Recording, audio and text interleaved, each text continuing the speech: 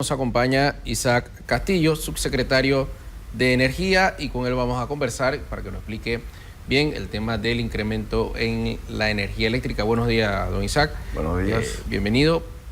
¿Cómo ocurre y a raíz de qué se da este incremento en la tarifa eléctrica para explicar las cosas desde el principio? Sí.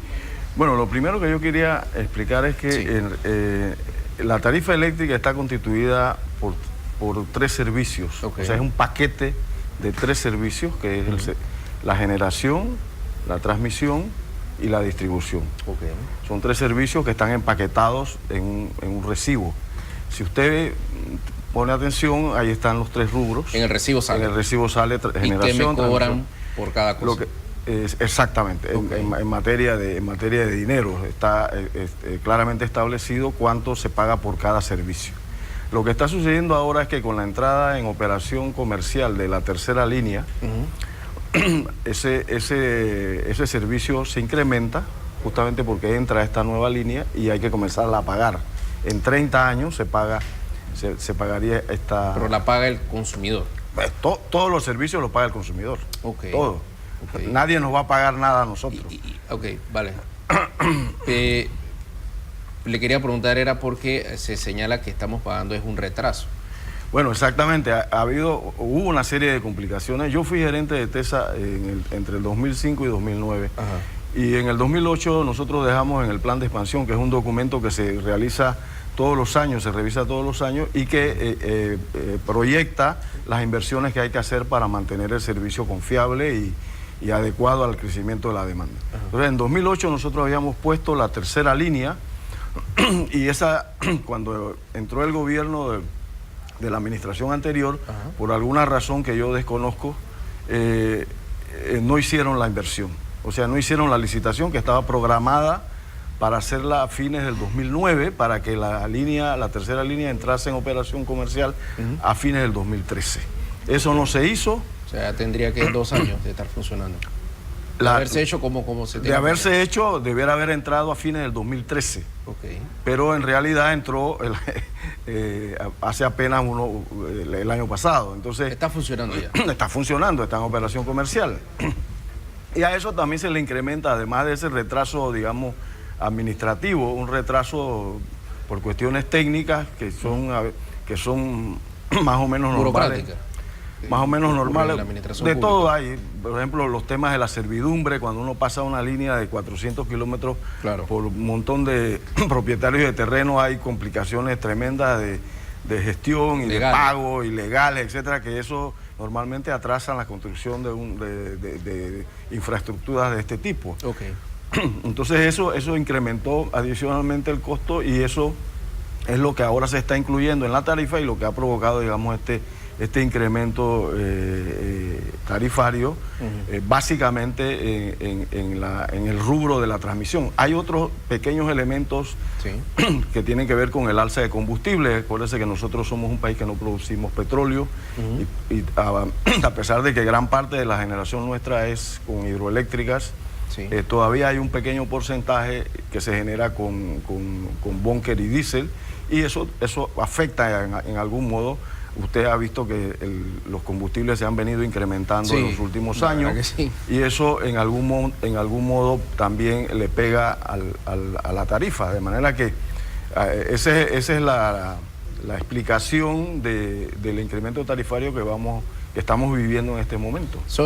Entonces, en este momento los factores que afectan, que motivan este incremento es uno, la línea de transmisión. La entrada en operación de la línea de transmisión, exactamente. Y el tema del combustible. ¿Son esos los dos factores? Esos son los dos factores más importantes que afectan este incremento tarifario. Ahora, estamos pagando entonces el trabajo o lo que se hizo con la construcción de esa tercera línea. ¿Eso lo vamos a dejar de pagar en futuro? ¿Eso en algún momento cuando se cancele vamos a poder decir ya eso? Acuérdense que esa es una inversión que por normativa se recupera en 30 años. Entonces, ese valor del costo de la línea hay que dividirlo entre 30 y eso es lo que anualmente se paga para recuperar esa inversión. Eso es lo que entraría en tarifas para pagar esa inversión. Hay un subsidio todavía, se bajó en esta administración de cantidad de consumo ¿Cuál es el consumo que abarca ese subsidio? De menos de 300 kilovatios horas por mes. 300. 300, exactamente. Ese grupo de población, que es el 75%, 74,5%, pero 75% para hablar en cifras redondas, no va a recibir ningún incremento. Y para ello se ha previsto un subsidio del Estado de 39 millones de dólares al año. Se ha establecido ese monto para evitar que ese grupo de población, que es la mayoría de los consumidores, no sean afectados por el aumento. Escuchaba al señor Medana, nos explicaba, y lo conversábamos fuera de cámara, son temas técnicos de TH, muy técnicos que al final no entendís. Eso no tiene que ver nada con la población panameña en general. No tiene que ver. ¿Dónde yo veo la clasificación, por lo menos, el que está en su casa en este momento, en qué categoría? Generalmente la gente de los residenciales está en la tarifa que se llama BTS, que es de baja tensión. Baja tensión simple. La mayor parte de los consumidores residenciales están bajo esa tarifa. Okay. Hay otras tarifas, hay MTD, BTH, ATH, que son tarifas. Básicamente hay una tarifa, estas últimas son tarifas que están básicamente para clientes comerciales y clientes industriales, que son altos consumidores, de manera que esa gente tiene, ese grupo de consumidores tiene ese tipo de tarifa. Y es donde van a recibir el mayor impacto de este aumento. Y exactamente. Aunque hay un grupo de población que es el 25% de los clientes residenciales, que van a recibir ese aumento, además de los clientes comerciales e industriales. ¿Cuándo se reflejará este aumento? Bueno, ese aumento está en vigencia ya. Ya está a fines de mes estaríamos nosotros recibiendo ese incremento tarifario.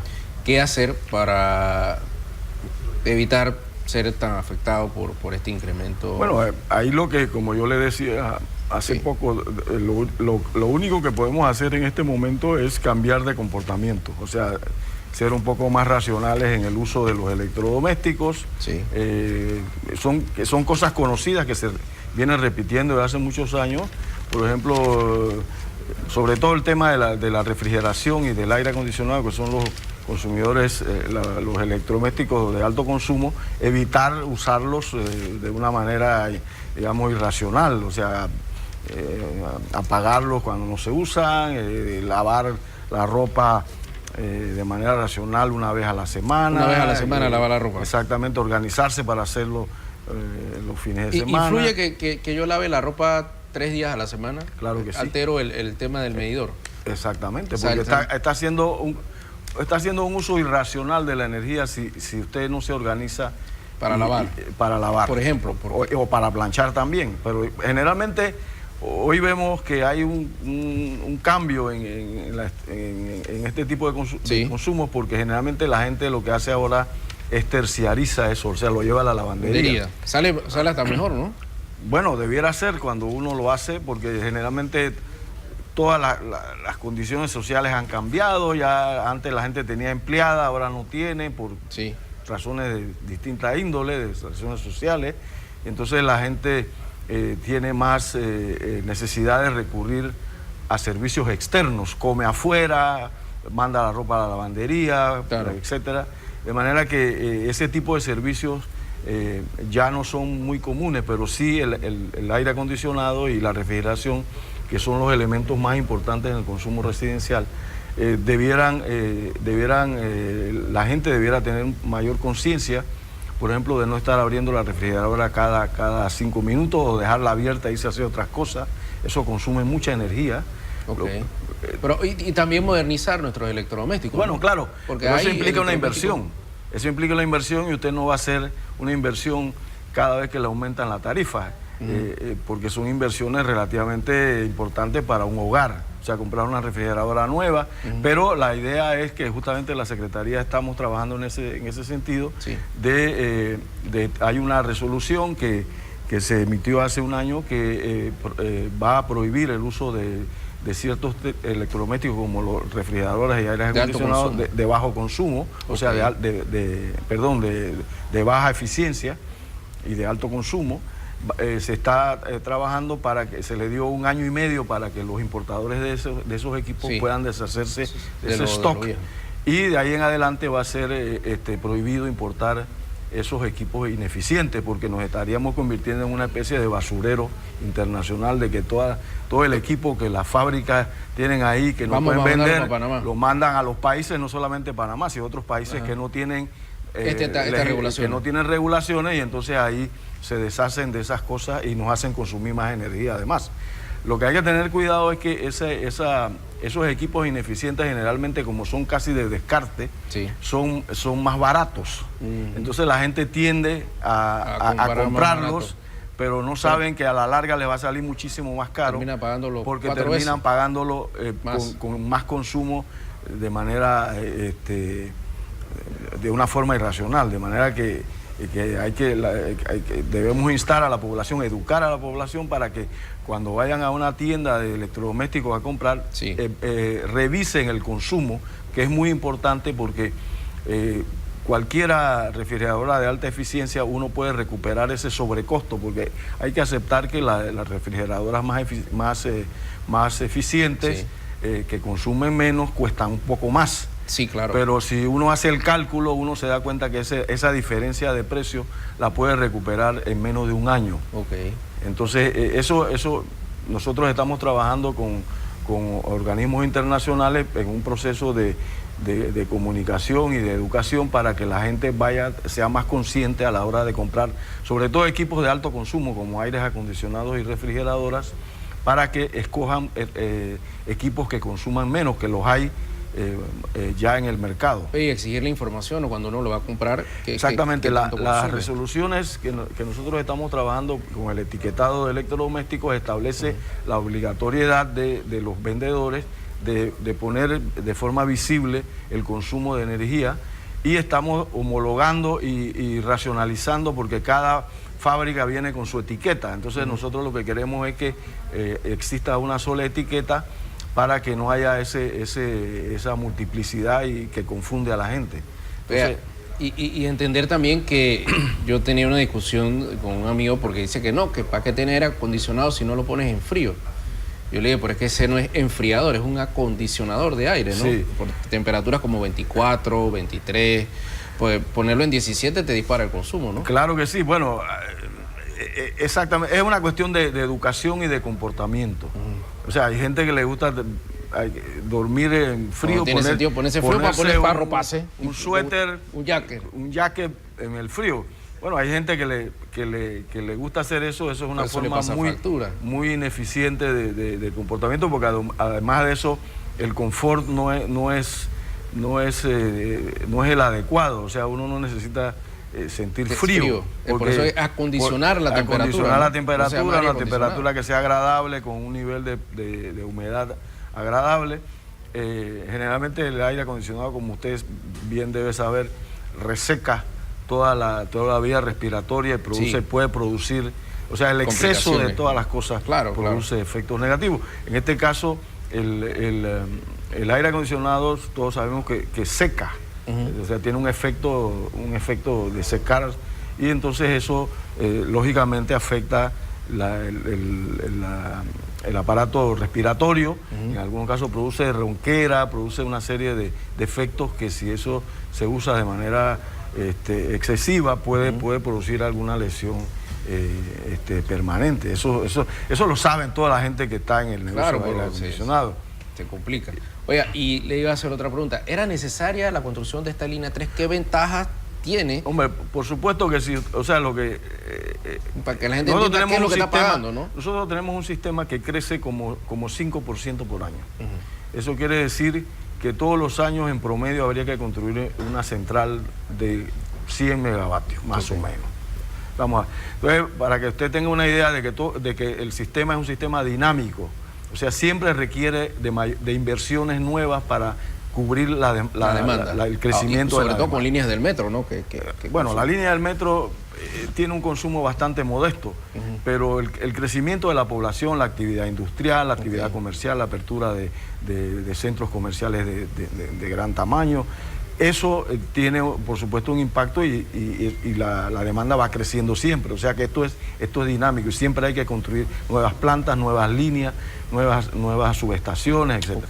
Entonces, en el año, a principios de este siglo, de 2003-2000, hubo un gran incremento de construcción de hidroeléctricas en la parte, en el oeste de Panamá, donde están nuestros principales recursos hidroeléctricos, Chiriquí, Boca del Toro, y de centrales de distinto tamaño. Hubo una gran inversión, de manera que era necesario construir líneas de transmisión que pudiesen transportar esa energía hasta los centros de consumo, que es alrededor de la ciudad de Panamá y la zona de la ciudad de Panamá, toda Arreján, Chorrera, que eso concentra como el 70% del consumo nacional. O sea, de manera que había que traer toda esa energía del oeste al centro de consumo, que es la ciudad de Panamá y alrededores, y hay que construir líneas de transmisión. Hay que construir otra línea de transmisión. No sé si usted sabe que ya se están preparando las especificaciones para construir una cuarta línea, que esta vez vendría por el Caribe, al menos eso es lo que se ha pensado, y que permitiría por un tiempo poder resolver los problemas de manera más efectiva de transporte de energía del oeste al centro de consumo. Pero después habrá que hacer más. Claro, o sea, seguimos creciendo, ¿no? Seguimos creciendo, sí, exactamente. Pero una pregunta, ¿y eso nos evitaría tener estas líneas, evitar lo que ocurrió hace algunos años de un apagón? Creo que claro que sí, porque uno siempre tiene que tener planes B. O sea, si hay un problema en una línea, pues hay otras que están activas y pueden resolver el problema. Si uno está trabajando en el filo de la navaja y tiene un problema, el país se va a apagar. Claro. Pero el asunto es que la gente tiene que tener también conciencia de que esas líneas adicionales que respaldan la confiabilidad y permiten que no haya apagones, hay que pagarlas. Y esas líneas son muy costosas. Pero la pagamos todos, los consumidores, los empresarios. Todos los pagamos, exactamente, todos los pagamos. Todos los que consumimos electricidad tenemos que pagarla. Eso es un servicio que hay que pagar. ¿Y cuál es el futuro de la energía en nuestro país? Entendiendo que hay inversiones, creo que en Colón, una planta de gas. Vamos hacia energía más bueno, hay realmente, no solamente en Panamá, sino en el mundo entero se está viviendo una transformación del sistema eléctrico, en el sentido de que se está caminando hacia un sistema eléctrico de uso de más fuentes renovables, de energía eólica, de energía solar. También hay muchos elementos de eficiencia energética que se está haciendo, de manera y también hay todo un efecto importante del uso del gas natural, que es un combustible fósil, pero que es más limpio que el petróleo y que el carbón. Ese gas natural está ahora mismo a buen precio, y como a lo mejor usted sabe, hay una empresa que está construyendo una central eléctrica en Colón, con unas facilidades para importar ese combustible que viene en forma líquida. Lo traen en barcos y entonces eso se vuelve a poner en forma de gas y es utilizado por estas centrales térmicas. Eso realmente es una central bastante grande para nuestro sistema. Es de 380 megavatios, va a entrar en operación comercial. Se hicieron las pruebas hace poco y ya está en operación comercial, de manera que se va a inaugurar, tengo entendido, en el mes de agosto de este año. De este año, pero ya está en pruebas. Y entonces eso va a permitir, por el tamaño de la central, realmente de estabilizar el precio de la energía a mediano plazo. Yo le tengo una pregunta como consumidor. Por ejemplo, si yo empiezo a ahorrar energía en este momento, en este mes, uno siempre espera el recibo y dice, bueno, pero yo consumí menos, estaba en la casa, ¿por qué la energía no me vino en este mes más barata? ¿En qué momento podríamos empezar a reflejar si como panameños? Porque al final entiendo entonces que depende de nosotros lo que uno paga. dependemos de uno mismo, como dice, ¿no? Sí. ¿Cuándo se refleja? Bueno, la energía eléctrica se mide. Hay un medidor afuera de cada casa donde uno puede acceder y uno tiene que tener suficiente curiosidad, digamos, de aprender a leer el medidor. Si uno quiere leer la factura también. Leer la factura. Si uno quiere llevar un control de cuánto usted está ahorrando y de cuánto consumía antes y cuánto consumía después, usted tiene que tener una mejor conocimiento de lo que usted tiene en su casa como electrodoméstico, de cómo se usa. No vaya a ser que en un mes vino una persona del interior, usted tenía un cuarto vacío y prendió y entonces eso le va a afectar todo el consumo que usted tenía. Entonces hay que leer el consumidor tiene que tener conciencia de cómo usa su equipo y cómo leer el medidor. Es el único modo de poder uno tener un control. Y de repente saber cuándo cierra la lectura del medidor. Exacto, pero eso está si usted lee el recibo, si usted tiene el cuidado de leerlo, está en la fecha de cierre, ahí dice fecha de cierre tal. Puedo ir con mi recibo, este mes Chuzo está cerrando, voy por tanto. Exactamente, y hay meses, por ejemplo, que tienen, hay un ciclo, que es el ciclo del lector, exacto. Hay meses de 28 días, como de febrero, hay meses de 31, entonces esos efectos, usted tiene que leer el ciclo, o sea, cuántos días le facturan. Pero todo está detallado en la factura. Todo está en la factura. O sea, eso fue un esfuerzo que se hizo hace muchos años de que los distribuidores pusieran toda esa información para que el cliente tuviese la posibilidad de hacer un control de su consumo. Ok, y leerlo.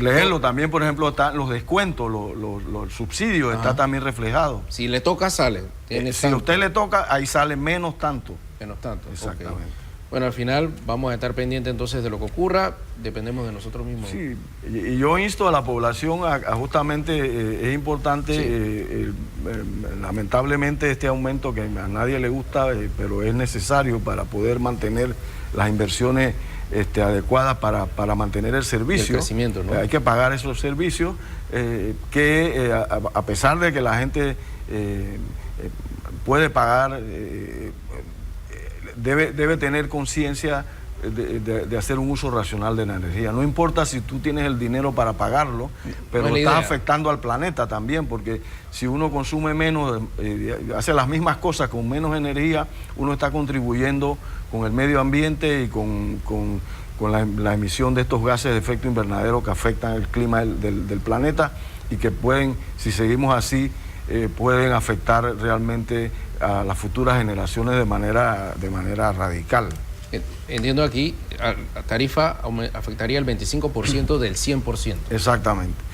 Que justamente es que ese 25% es el que consume más de 301 kilovatios hora al mes para arriba. Ok, estamos hablando que está incluyendo de gente de ingresos altos y medios altos y todos los comercios y la industria.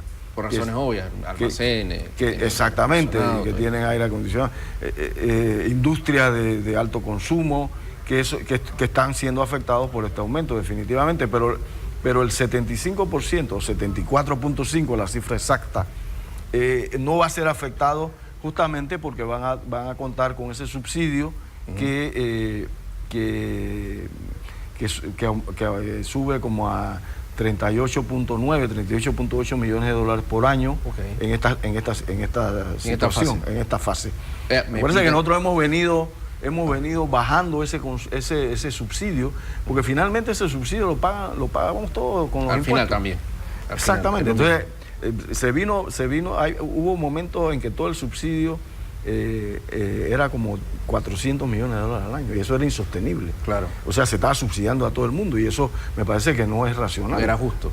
Y no es justo con la gente de bajos ingresos, porque finalmente, como usted sabe, ese subsidio lo pagamos todos. Claro. Vea, me explican hacer una pregunta, ¿cómo uno aprende a leer el recibo? Bueno, debiéramos hacer un programa para explicar cómo se lee. Pero invitamos otro día y venimos exactamente. Con yo casualmente hoy iba a venir con mi recibo de mi casa para explicar eso del tema de la transmisión. Pero realmente, si usted nos invita, con muchísimo gusto, también la otra semana podemos venir y explicar cómo se lee un recibo. Eso es importante. Para que la gente sepa el ciclo de lectura, los distintos, si hay subsidios, cuánto es de transmisión, cuánto es de generación, cuánto es de distribución, todas esas cosas, para que la gente comience a aprender, porque ese es el modo de darse cuenta de cómo uno ahorra. Y que uno paga realmente. Y que uno paga, exactamente. Okay. Eso hay que saberlo leer. Okay. Y eso no es difícil.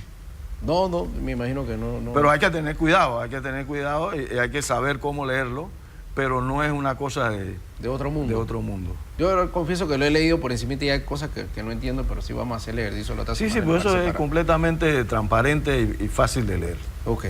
Muchas gracias a don Isaac Castillo, su secretario de Energía, por ilustrarnos. Y bueno, ya lo saben, entonces, en casa ahorrar, porque dependemos, al final, lo que uno paga es lo que uno consume también, lo que uno en cierto consume, modo. exactamente. Hacemos una pausa y regresamos con más información.